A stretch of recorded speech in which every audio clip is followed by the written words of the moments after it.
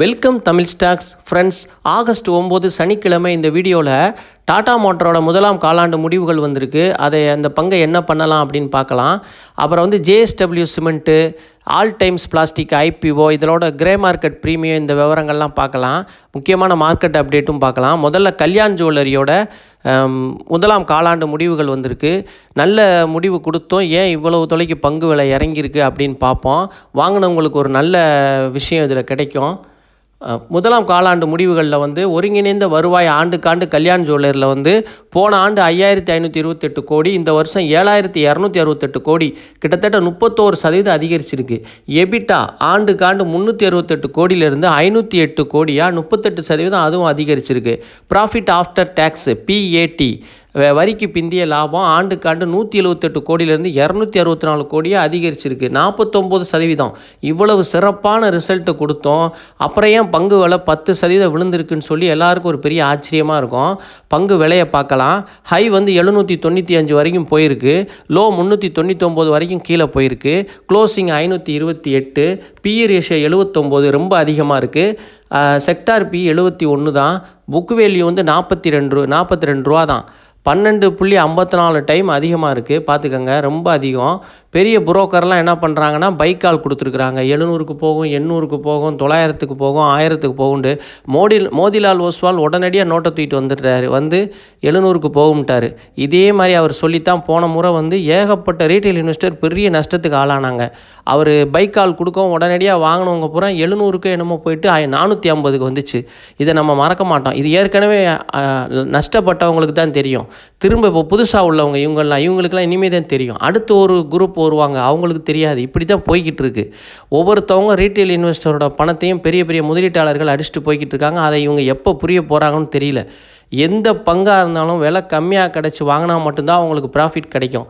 இல்லாட்டி பெரிய ஆளுகள்கிட்ட இழந்துட்டு நீங்கள் நிற்பீங்க. இதுதான் ஒரு இயற்கையாக இருக்குது. ஒவ்வொரு குரூப்பாக இப்போ ஏமாந்துக்கிட்டு இருக்கீங்க. கல்யாண் ஜுவல்லரி நல்ல நிறுவனம் தான். நான் நிறுவனத்தை பற்றி எந்த இதுவும் சொல்லலை. நம்ம வாங்குகிற விலை தான் சரியில்லை. யார் என்ன சொன்னாலும் நம்ம எந்த ஒரு நிறுவனமாக இருந்தாலும் அந்த குறைந்த மதிப்பில் அதை வாங்கணும். ஏற்கனவே கல்யாண ஜுவல்லரியில் பல முறை நான்லாம் அடிபட்டிருக்கேன். எனக்கு அது நல்ல அனுபவம் இருக்குது அதில். அப்போ நம்ம முதல்ல வீடியோ போட்டிருக்கோம். 600க்கு, இப்போ 600க்கு வாங்கினவங்க, 590க்கு வாங்கினவங்க, 580க்கு வாங்கினவங்க, 570க்கு வாங்கினவங்கெல்லாம் சனி ஞாயிறில் நிம்மதியாக இருக்க முடியாது.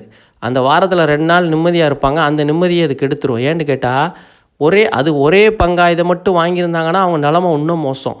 என்னென்னா, இந்த ஒரு பங்கு கோல்டு பங்கு தானே, இதில் என்ன ரிஸ்க் இருக்குது? கோல்டு ஏறிக்கிட்டே இருக்குது அப்படின்னு நம்ம நினைக்கிறோம். ஆனால் கோல்டு பங்காக இருந்தாலும் தங்க ஊசியாக இருந்தாலும் குத்துனா வலிக்கும்ன்ற மாதிரி இந்த பங்கு என்ன பண்ணும்னா, உங்களுக்கு விலை ஏறினாலும் ஓவர் வேல்யூவாக இருக்கே. இது 300 350 பெறக்கூடிய ஒரு நிறுவனத்தை போய் நீங்கள் 700 கொடுத்து வாங்குறீங்கன்னா அதுக்கு ஓவர் வேல்யூவாக இருக்குது. ஆனால் நல்ல லாபத்தில் இருக்குது. அது எதுவுமே குறை சொல்லலை நம்ம. இப்போ என்னென்னா, வாங்குகிற விலை அதிகபட்ச விலையை வாங்கிட்டிங்கன்னா அது திரும்ப அந்த விலைக்கு போகிறதுக்கு ஒரு 3 வருஷம் 2 வருஷமாவது ஆகும். அப்போ அது வரைக்கும் நீங்கள் காத்திருக்க மாட்டீங்க. அப்போ உங்களுக்கு இப்போ லாபம் நஷ்டத்தில் இருந்தால் விற்றுட்டு வெளியே வந்துடுவீங்க. இதனால தான் இதை நம்ம கவனமாக இருக்க சொல்கிறோம். போன வாரம் IEXயில் மாட்டியிருப்பாங்க. இந்த வாரம் கல்யாண் ஜுவல்லரி. ஒவ்வொரு வாரமும் ஒவ்வொரு பங்குகளில் பல லட்சம் பேர் மாட்டிக்கிட்டு இருக்காங்க. இதெல்லாம் என்ன காரணம்னா, அதிகமான விலையில் போய் வாங்குறது தான். ஆனால் நான் நினைக்கிறேன் அடுத்த வாரம் NSDLல மாட்டுவாங்கண்டு. ஏன்னா NSDLல போய் அப்படியே தொத்திக்கிட்டே போய்கிட்டு இருக்காங்க. அது பாட்டுக்கு போய்கிட்டு இருக்கு, ஏறிக்கிட்டு இவங்களும் ஏறிக்கிட்டே இருக்கிறாங்க கூட. அது இவங்க கூடயே போய் ஏறிக்கிட்டு இருக்காங்க. அது டக்குன்னு என்ன பண்ணும், ஒரு குறிப்பிட்ட விலைக்கு போன பிறகு ஓவர் வேல்யூ ஆனோடனே அது இப்போ ஓவர் வேல்யூவாக இருக்குது. தங்க ஊசியாக மாறிடுச்சு. இப்போ அது திரும்ப இறங்கி 1000 ரூபாய்க்கோ 900 ரூபாய்க்கோ வரத்தான் போகுது. ஆனால் இப்போ வராது. இன்னொரு 1 மாதம் கூட ஆகலாம். அந்த ஆங்கர் இன்வெஸ்டர் விற்க போகிறாங்க பாருங்கள், அப்போ வரும். அதனால் அவங்க 600 கோடிக்கு விற்கலாம். அவங்க விற்றா கூட கொஞ்சம் இறங்கத்தான் செய்யும். அப்போ அது மாதிரி இப்போ இதில் மாட்டியிருப்பாங்க. இப்போ இதில் மாட்டிக்கிட்டு என்ன செய்யறதுன்னு முழிப்பாங்க. திங்கக்கிழமை காலையில் இறங்க ஆரம்பிச்சிருச்சுன்னா என்ன பண்ணுவீங்க? அதனால் நீங்கள் எப்பயுமே ஓவர் வேல்யூ ஸ்டாக்கை வாங்கினீங்கன்னா இதுதான் நிலமை. இப்போ NSDL இருக்கிற விலை கிட்டத்தட்ட ஒரு 2 வருஷம் கழிச்சு உள்ள விலைக்கு இப்போ அது இருக்குது. கிட்டத்தட்ட எவ்வளோ பாருங்கள், 800 ரூபாயிலிருந்து 1300 ரூபா கிட்ட போயிருக்கு. கிட்டத்தட்ட 500 புள்ளி கிட்ட போயிருக்கு. அப்போ என்னன்னா இது விளந்து 2 வருஷத்துக்கு அப்புறம் வர வேண்டிய விலை இப்பயே கொடுத்துட்டீங்க. அப்போ அது நீ ஒரு 2 வருஷத்துக்கு டைம் கரெக்ஷன் பண்ணணும். அப்போ அது கீழே வந்துட்டு போய்கிட்டு இருக்கோம். பங்கை நம்ம உச்சியில் ஏற்றி வச்சுக்கிட்டு பங்கை குறை சொல்கிறதுல எந்த ஒரு இதுவுமே இல்லை. இப்போ நம்ம கல்யாண் ஜுவல்லரிக்கு வருவோம். கல்யாண் ஜுவல்லரி வந்து இப்போ வாங்கிட்டு இருக்கவங்க என்ன செய்யலான்னு கேட்டிங்கன்னா, இப்போ இதில் நீங்கள் பொறுமையை தான் ரொம்ப முக்கியமாக கையாளணும். கல்யாண் ஜுவல்லரியோட ரெக்கார்டை எடுத்து பாருங்கள் என்ன பண்ணியிருக்குன்ட்டு. ஒரு ஆழ பெரிய பள்ளம், திரும்ப மேடு, திரும்ப பள்ளம், திரும்ப மேடு, இதே வேலை தான் அதுக்கு. இந்த ஸ்விங் ட்ரேடிங் தெரிஞ்சவங்க இதை பல கோடி சம்பாரிச்சிருப்பாங்க. ஸ்விங் ட்ரேடிங் பண்ண தெரிஞ்சவங்க இதில் பல கோடி சம்பாரிச்சிருப்பாங்க. பங்கை வச்சுருக்கவங்க அவசரப்பட்டு விற்காமல் கொஞ்சம் காத்துருங்க. அது பழைய விலைக்கு திரும்ப வரவும் கொடுத்துட்டு வெளியே வாங்க. அதே மாதிரி வாங்க போகிறவங்க வந்து இப்போ கன்சிடர் பண்ணுறது வந்து 520, 500, 480 இந்த ரேட்டுக்கெலாம் போனால் கன்சிடர் பண்ணலாம். 470 எவ்வளோ கீழே போகுதோ வாங்கி வச்சுக்கிட்டே இருந்துட்டு அப்புறம் நல்ல லாபம் உங்களுக்கு எவ்வளோ வேணும்னு கிடைக்கிறப்ப கொடுத்துருங்க. இந்த பங்கில் எந்த பங்குலையுமே போய் விலை கூட போய் கொடுத்து வாங்கி வச்சுக்கிட்டு இருக்காதிங்க. அது உங்கள் நேரத்தையும் காலத்தையும் வீணாக்கிறோம், உங்கள் நிம்மதியையும் கெடுத்துரும். அதுதான் இந்த கல்யாண் ஜுவல்லரியில் நமக்கு தெரிஞ்சுக்கிட்ட விஷயம். இப்போ நிறுவனம் நல்ல லாபத்தில் தான் இருக்குது. மறுபடியும் இப்போ ஒரு 2 மாதம் 3 மாதத்தில் 700 ரூபாய்க்கு மறுபடியும் போகும். அப்போ நீங்கள் லாபத்தை எடுத்துகிட்டு வெளியே வரலாம். ஆனால் பொறுமை தான் இதில் முக்கியமாக எனக்கு தெரியுது. இப்போ வாங்கினவங்க வந்து கொஞ்சம் காத்திருக்கணும். டெய்லி மார்க்கெட்டை பார்த்துக்கிட்டு இருக்காமல் 2 மாதத்துக்கு பங்கை விட்டுட்டு ஒதுங்கியிருந்தீங்கன்னா அது வந்து உங்களுக்கு என்ன விலைக்கு விற்கணுமோ அதுக்கு செல்லிங் ஆர்டர் மட்டும் போட்டு வச்சுக்கோங்க. அப்பப்போ போட்டு வச்சுட்டு பேசாமல் இருந்தீங்கன்னா அந்த விலை வர்றப்போ உங்களுக்கு விற்றுட்டு உங்களோட நஷ்டம் இல்லாமல் நீங்கள் வெளியே வந்துடுவீங்க. இனிமேல் புதுசாக வாங்குறவங்க 500 இருந்தப்பெல்லாம் எத்தனை பேர் வாங்கியிருந்தாங்கன்னு தெரில. 480, 470க்கு நம்ம போச்சு. அப்போல்லாம் வாங்கியிருந்தவங்க தான் இப்போ விற்றுருப்பாங்க பெரிய லெவலில். பெரிய அளவில் அவங்க விற்றுட்டு வெளியே வர்றப்போ இந்த மாதிரி இறங்கியிருக்கோம். நீங்கள் திரும்ப வந்து ஓவர் வேல்யூவில் வாங்காமல் விலை சீப்பாக கிடைக்கிறப்ப இதை நல்லா பயன்படுத்திக்கிட்டு ஸ்விங் ட்ரேடிங் கூட வச்சுக்கலாம். டாடா மோட்டரோட முதலாம் காலாண்டு முடிவுகள் வந்திருக்கு, பார்க்கலாம். அமெரிக்க வர்த்தக வரிகளோட உயர்வால் மிக மோசமாக டாடா மோட்டார் பாதிக்கப்பட்டிருக்கு. 2 காரணங்கள். ஒன்று, இந்தியாவில் வந்து தேவைகள் வந்து பலவீனமாக இருக்குது. அப்புறம் ட்ரம்ப்போட டேரிஃப். இந்த 2 காரணம் தான் முக்கியமான காரணமாக இருக்குது. டாடா மோட்டார் அதன் மொத்த விற்பனையில் 4 பங்கு வந்து 3 பங்கு வந்து ஜேஎல்ஆரை நம்பித்தான் இருக்குது. உதாரணத்துக்கு சொன்னால் 100 ரூபா லாபம் வருதுன்னா 75 ரூபா ஜேஎல்ஆர் கிட்ட இருந்தால் வந்துச்சு. இப்போ ஜேஎல்ஆர் வந்து சரிஞ்சிருக்கிறது பெரிய சிரமமாக பார்க்கப்படுது டாடா மோட்டருக்கு. அப்புறம் வந்து ஜேஎல்ஆர் 9.2% சரிவை சந்திச்சிருக்கு வருடம். முந்தைய லாபத்தில் வந்து கிட்டத்தட்ட 49% சரிவை சந்திச்சிருக்கு. ஜேஎல்ஆர் லாபத்தில் ஏற்பட்ட சரிவு ஒட்டுமொத்த நிறுவனத்தையே பாதிச்சிருக்கு. ட்ரம்ப் இங்கிலாந்திலிருந்து இறக்குமதி ஆகிற கார்களுக்கு 25% வரியை விதிச்சிருந்தார். அமெரிக்க இங்கிலாந்து வர்த்தக ஒப்பந்தங்களுக்கு அப்புறம் அது 10% குறைக்கப்பட்டுச்சு. ஒருங்கிணைந்த லாபம் ஆண்டுக்காண்டு 10,514 கோடியிலிருந்து 3,924 கோடியாக 63% குறைஞ்சிருக்கு. பெரிய லாஸு. இதற்கிடையே இவி கார் அப்புறம் சிவி கார் பிரிக்கிறது தொடர்பான விஷயம் வந்து அக்டோபர் 1 அமலுக்கு வரும்னு எதிர்பார்க்கப்படுது.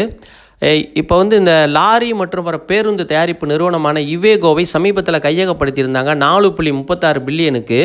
அது வந்து ஜூன் காலாண்டில் 17,000 கோடி வருவாயை பெற்றிருக்கிறதா தெரிவிச்சிருக்கிறாங்க டாடா மோட்டார். இந்த காலகட்டம் வந்து டாடா மோட்டாருக்கு ரொம்ப கடினமான காலகட்டமாக இருக்குது. டாடா மோட்டாரோட ஸ்டாக் ப்ரைஸ் பார்க்கலாம். High 1142, low 535, closing 633, BE ratio 10, book value 274, 2.3 time. இப்போ புதிதாக வாங்குவவர்களுக்கு வந்து பொறுமையாக இருங்க. 580க்கு போனால் கன்சிடர் பண்ணுங்கள், 530க்கு போனால் கன்சிடர் பண்ணுங்கள். வச்சுருக்கிறவங்க வந்து உங்களுக்கு லாங் டேர்முக்கு இன்வெஸ்ட்மெண்ட்னா விட்டுட்டு பேசாமல் இருங்க. நல்ல ஒரு ரிட்டர்னை கொடுக்கும். இது வந்து நல்ல நிறுவனம் தான். இதெல்லாம் வந்து 1 வருஷம் 2 வருஷத்தில் ஓரளவுக்கு சரியாகிறதுக்கு தான் வாய்ப்பு இருக்குது. அப்புறம் வந்து லாங் டேர்முக்கு வச்சுருக்கவங்களுக்கு அது. ஷார்ட் டேர்முக்கு வச்சுருக்கவங்க பணம் அவசரமாக தேவைப்படுதுன்னா விற்றுட்டு வெளியே வர்றதா நல்லது. இது என்னோடய சொந்த கருத்து. நீங்களும் யோசிச்சு முடிவெடுங்க. ஆனால் வந்து இப்போ வாங்குறவங்களுக்கு வந்து விலை குறையட்டும் வாங்குங்க, அவசரப்பட வேணாம். வாங்கிக்கிட்டே இருங்க, இறங்க கொஞ்சம் கொஞ்சமாக வாங்குங்க. நிறைய பணத்தை ஒரே நிறுவனத்தில் முதலீடு பண்ணாதீங்க. அப்புறம் வந்து இந்த பிரச்சனைகள்லாம் ஒரு 2 வருஷம் வரைக்கும் நீடிக்கிறதுக்கு தான் வாய்ப்பு இருக்குது. ஏன்னா முழுக்க ஜேஎல்ஆரை நம்பி இருந்தாங்க. 75% வருமானம் ஜேஎல்ஆர்லேருந்து வந்துச்சு. இப்போ ஜேஎல்ஆர் முதல் முறையாக கைவிட்டுருக்கு. இது வந்து அவங்களுக்கு ரொம்ப பெரிய அடியாக இருக்குது. அதனால் இதை கொஞ்சம் பொறுமையாக அணுகணும். நம்ம கவனமாக இந்த நிறுவனத்தில் முதலீடு பண்ணணும். சீப்பாக கிடைக்கிறப்ப வாங்கிட்டு நீண்ட கால நோக்கத்தில் வாங்கணும். குறுகிய கால நோக்கத்தில் எந்த லாபமும் இதில் பார்க்க முடியாது. இதுதான் என்னோடய டாடா மோட்டரை பற்றிய கருத்து. ஆல் டைம் பிளாஸ்டிக் ஐபிஓட சப்ஸ்கிரிப்ஷன் அப்புறம் ஜிஎம்பி கிரே மார்க்கெட் ப்ரீமியம் விவரம்லாம் பார்ப்போம். ஆகஸ்ட் 8 2ஆம் நாள் முடிவில் ஜிஎம்பி வந்து கிரே மார்க்கெட் ப்ரீமியம் 25 ரூபாயாக இருக்குது. அதிகபட்ச விலை 275 ரூபாயோட இந்த 25 ரூபாயை சேர்த்தோம்னா 300 ரூபா வருது. கிட்டத்தட்ட 10% ப்ரீமியமில் கிடைக்குது. சப்ஸ்கிரிப்ஷன் விவரம் பார்க்கலாம். 2ஆம் நாள் முடிவில் 1.02 டைம் சப்ஸ்கிரிப்ஷன் பண்ணியிருக்காங்க. மொத்தத்தில் ரீட்டைல் இன்வெஸ்டர் 1.44 டைம் சப்ஸ்கிரிப்ஷன்.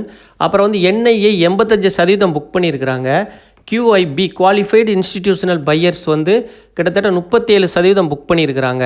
அப்புறம் எம்ப்ளாயி போர்ஷன் வந்து 3.13 டைம் வந்து புக் பண்ணியிருக்காங்க. சாரி, என்ஐஐ வந்து 85% புக் பண்ணியிருக்கிறாங்க.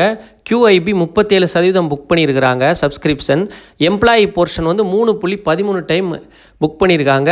கிரே மார்க்கெட் ப்ரீமியம் 2ஆவது நாளில் வந்து நல்லா தான் இருக்குது. 10% ப்ரீமியமில் கிடைக்குது. அப்புறம் JSW சிமெண்ட்டோட பார்ப்போம். 2ஆம் நாள் முடிவில் GMP கிரே மார்க்கெட் ப்ரீமியம் 8 ரூபாயா இருக்குது. அதிகபட்ச விலை 147 ரூபாயிலேருந்து 8 ரூபாயை சேர்த்தோம்னா 155 ரூபா. இப்போ 5% ப்ரீமியமில் கிடைக்குது. ப்ரீமியம் ரொம்ப கம்மியாக தான் இருக்குது. சப்ஸ்கிரிப்ஷன் டீட்டெயில் பார்ப்போம். சப்ஸ்கிரிப்ஷன் வந்து ரீட்டைல் இன்வெஸ்டர் 0.72 டைம் சப்ஸ்கிரிப்ஷன் பண்ணியிருக்கிறாங்க. என்ஐஐ 0.62 டைமு. QIB வந்து 0.24 டைம் சப்ஸ்கிரிப்ஷன் பண்ணியிருக்காங்க. IPO வந்து அந்தளவுக்கு விருப்பம் இல்லை இன்வெஸ்டர்கிட்ட. லிஸ்டிங் கெயின் ரொம்ப குறைவாக தான் இருக்குது. நீங்கள் யோசிச்சு ஒரு நல்ல முடிவாக எடுங்க. ஆகஸ்ட் 8 வெள்ளிக்கிழமை முடிவடைந்த மார்க்கெட் அப்டேட் பார்க்கலாம். சென்செக்ஸ் 765 புள்ளி இறங்கி 79,857 இருக்குது. 80,000 உடச்சிருச்சு. நிஃப்டி 50 232 புள்ளி இறங்கி 24,363 க்ளோஸ் ஆகிருக்கு. நிஃப்டி பேங்க் 516 புள்ளி இறங்கி 55,000 இருக்குது. வெளிநாட்டு முதலீட்டாளர்கள் 1932 கோடிக்கு வாங்கியிருக்கிறாங்க. உள்நாட்டு முதலீட்டாளர்கள் 7,723 கோடிக்கு வாங்கியிருக்கிறாங்க. சிங்கப்பூரில் ட்ரேட் ஆகிற நம்மளோட கிஃப்ட் நிஃப்டி 51 புள்ளி அதிகரித்து 24,445 வர்த்தகம் ஆகிட்டு இருக்கு. திங்கக்கிழமை மார்க்கெட் ஸ்லைடு பாசிட்டிவாக இருக்க வாய்ப்பு இருக்குது. அமெரிக்க டாலருக்கான இந்திய ரூபாயோட மதிப்பு 4 பைசா அதிகரித்து 87.66 இருக்குது. கோல்டு வந்து 10 gram MCX gold pure gold 24 carat 481 ரூபா அதிகரித்து 1,19,949 ரூபாயா இருக்குது. சில்வர் வந்து 1 கிலோ பியூர் சில்வரு 681 ரூபா அதிகரித்து 1,14,964 67 வர்த்தகம் ஆகிக்கிட்டு இருக்கு. அப்புறம் இன்றைக்கி முதலாம் காலாண்டு முடிவுகளை அறிவிக்கக்கூடிய சில முக்கியமான நிறுவனங்களை பார்க்கலாம். HBL இன்ஜினியரிங் முதலாம் காலாண்டு முடிவுகளை இன்றைக்கி அறிவிக்கிறாங்க. சனிக்கிழமை 9ஆம் தேதி. ஆகஸ்ட் 9 சனிக்கிழமை முதலாம் காலாண்டு முடிவுகளை ஒலக்ட்ரா கிரீன் டெக் அறிவிக்கிறாங்க. அப்புறம் வந்து ஹாப்பி ஃபோர்ஜிங்ஸ் முதலாம் காலாண்டு முடிவுகளை அறிவிக்கிறாங்க. இன்றைக்கி சனிக்கிழமை 9ஆம் தேதி ஆகஸ்ட்டு. டிட்டாகர் இன்றைக்கி முதலாம் காலாண்டு முடிவுகளை அறிவிக்கிறாங்க. 11ஆம் தேதி ஆகஸ்ட் அறிவிக்கிறாங்க இவங்க டிட்டாகர். அப்புறம் முதலாம் காலாண்டு முடிவுகளை KNR கன்ஸ்ட்ரக்ஷன் வந்து 11ஆம் தேதி காலையில் அறிவிக்கிறாங்க. KNR கன்ஸ்ட்ரக்ஷன் திங்கக்கிழமை. அசோகா பில்ட்கான் முதலாம் காலாண்டு முடிவுகளை 11ஆம் தேதி ஆகஸ்ட் 11 திங்கக்கிழமை அறிவிக்கிறாங்க. டிவிடெண்ட் கொடுக்கக்கூடிய சில முக்கியமான கம்பெனிகளை பார்ப்போம். ரிலையன்ஸ் வந்து 5 ரூபா 50 பைசா டிவிடெண்ட் கொடுக்குறாங்க. 14ஆம் தேதி ரெக்கார்ட் டேட்டு. நீங்கள் இன்றைக்கி திங்கக்கிழமை வாங்கினா உங்களுக்கு டிவிடெண்ட் கிடைக்க வாய்ப்பு இருக்குது. அப்புறம் REC வந்து டிவிடெண்டு 2 ரூபா 60 பைசா கொடுக்குறாங்க. 14ஆம் தேதி ரெக்கார்ட் டேட்டு. நீங்கள் வந்து திங்கக்கிழமை வாங்கினீங்கன்னா கூட உங்களுக்கு டிவிடெண்ட் கிடைக்கலாம். ஹிந்துஸ்தான் பெட்ரோலியம் வந்து 10 ரூபா 50 பைசா டிவிடெண்ட் கொடுக்குறாங்க. 14ஆம் தேதி ரெக்கார்ட் டேட்டு. NMDC வந்து இப்போ 1 ரூபா டிவிடெண்ட் கொடுக்குறாங்க. 14ஆம் தேதி ரெக்கார்ட் டேட்டாக இருக்குது. அப்புறம் பந்தன் பேங்க் வந்து 1 ரூபா 50 பைசா டிவிடெண்ட் கொடுக்குறாங்க. ரெக்கார்ட் டேட் வந்து 14ஆம் தேதி. 14ஆம் தேதி வந்து ரெக்கார்ட் டேட்டுன்னா அந்த 14ஆம் தேதி உங்களுக்கு ஸ்டாக் வந்து டிமேட் அக்கௌண்ட்டில் இருக்கணும். அப்புறம் போனஸ் கொடுக்கக்கூடிய முக்கியமான நிறுவனங்களை பார்க்கலாம். HDFC பேங்கு 1 ஷேர் வச்சுருந்தீங்கன்னா 1 ஷேர் போனஸாக கொடுக்குறாங்க. 26ஆம் தேதி ரெக்கார்ட் டேட் கொடுத்துருக்குறாங்க.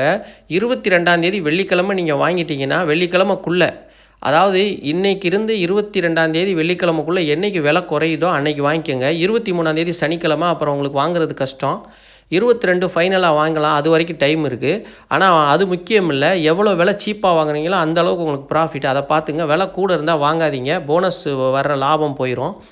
இப்போ வந்து விலை குறைஞ்சிச்சின்னா அதுக்குள்ளே இடையில ஒரு நாள் நீங்கள் வாங்கிக்கோங்க. வாங்கினீங்கன்னா போனஸ் உங்களுக்கு 1 ஷேருக்கு 1 ஷேர் கிடைக்கும்.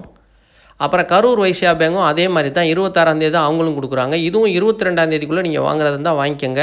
23 சனிக்கிழமை, 24 ஞாயிற்றுக்கிழமை, 25 திங்கக்கிழமை சிரமம் உங்களுக்கு வாங்குறது. அது மாதிரி பார்த்துக்கோங்க. அப்புறம் கரூர் வைசியா பேங்கு 5 ஷேர் வச்சுருந்தீங்கன்னா 1 ஷேர் போனஸாக கொடுக்குறாங்க. இதுவும் விலை நல்லா குறைஞ்சா வாங்கிக்கோங்க. 22ஆம் தேதிக்குள்ளே என்றைக்காவது ஒரு நாளைக்கு விலை குறைஞ்சிச்சின்னா அன்றைக்கி இதை போனஸ் வேணுன்றவங்க வாங்குறவங்க விருப்பப்படுறவங்க நீங்களும் யோசித்து வாங்கிக்கலாம். மில் ஸ்டாக் சேனலுக்கு ஆதரவளித்த அனைவருக்கும் மிக்க மிக்க நன்றி.